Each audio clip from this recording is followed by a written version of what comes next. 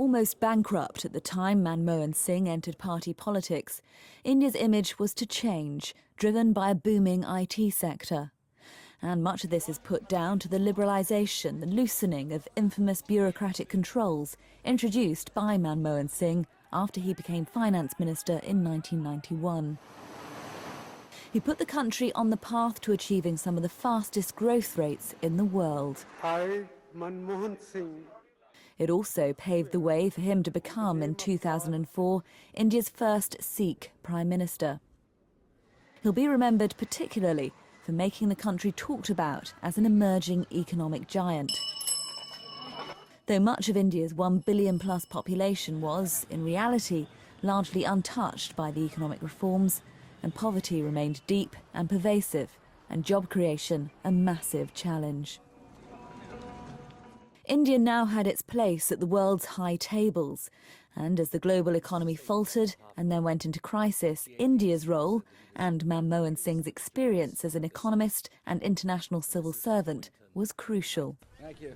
The signing of a civilian nuclear agreement between India and the United States was a landmark of Mr. Singh's premiership, especially given the concern about South Asia as a potential nuclear flashpoint, after both India and Pakistan carried out underground tests in 1998.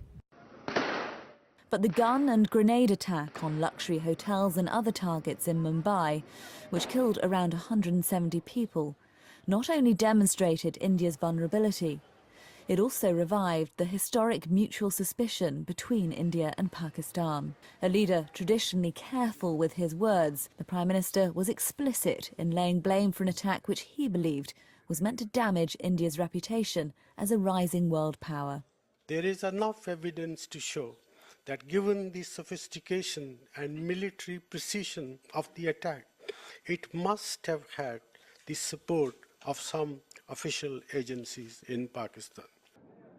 Although he became caught up in political challenges that have tested every Indian Prime Minister, Manmohan Singh's particular place in the country's history was equipping it to better embrace globalisation. But he always hoped India would show that doesn't have to mean leaving the poor behind.